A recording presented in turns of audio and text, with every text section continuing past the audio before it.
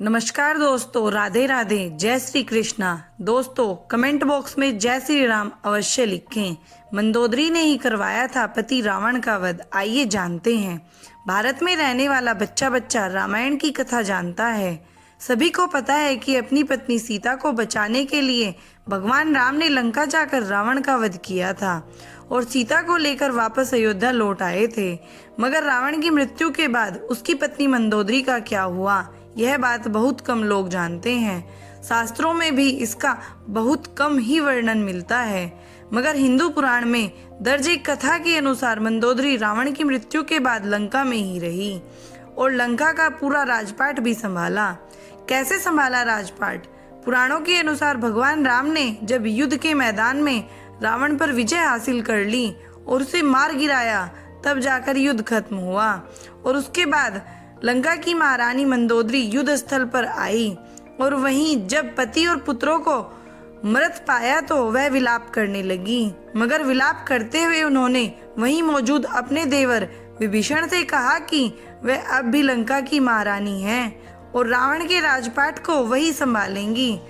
रावण के अंतिम संस्कार के बाद जब विभीषण का राज्याभिषेक हुआ तो महारानी मंदोदरी उन्हें शासन चलाने में मदद करने लगी। भारत में है मंदोदरी का ससुराल। पुराणों में बताया गया है कि रावण का ननिहाल राजस्थान में मौजूद जोधपुर के नजदीक एक गांव में है। रावण की मृत्यु के कुछ समय बाद मंदोदरी लंका को अलविदा कह जोधपुर अपने ससुराल आ गई थी। यहाँ रावण का एक मंदिर भी है जो कहा जाता है कि मंदोदरी ने ही बनवाया था और तब से यहाँ रावण की पूजा की जाती है। कहा जाता है कि भगवान श्री राम के कहने पर मंदोदरी ने रावण की मृत्यु के कुछ वक्त बाद अपने देवर विभीषण से विवाह कर लिया था।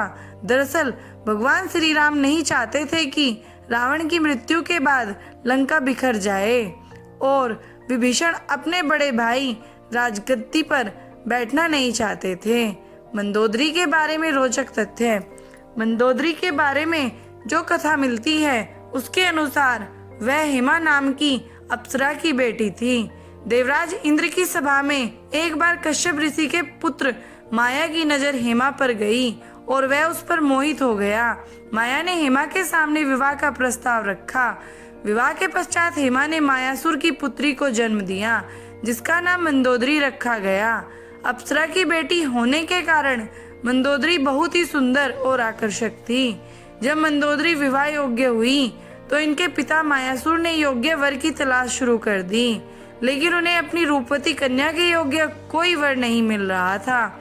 इस दौरान मायासुर ने रावण से अपनी पुत्री का विवाह करने की बात सोची और रावण के सामने मंदोदरी से विवाह का प्रस्ताव रखा। मायासुर ने मंदोदरी को रावण से मिलवाया। रावण की नजर जैसे ही मंदोदरी पर गई वह मोहित हो गया और झट से विवाह का प्रस्ताव स्वीकार कर लिया। रावण ने मंदोदरी को वचन दिया कि केवल मंदोदरी ही उनकी प्रमुख पत्नी और लंका की महारानी होगी। मंदोदरी से विवाह के उपहार स्वरूप मायासुर ने रावण के लिए सोने की लंका का निर्माण किया। एक कथा यह भी है कि रावण की मृत्यु एक खास बाण से हुई थी। इस बाण की जानकारी मंदोदरी ने ही हनुमान जी को दी थी। दोस्तों, अगर आपको मेरी ये कथा अच्छी लगी हो तो प्लीज मेरे चैनल को लाइक करें, सब्सक्राइब करें, शेयर करें और कमेंट करें। धन्यवाद दोस्तों।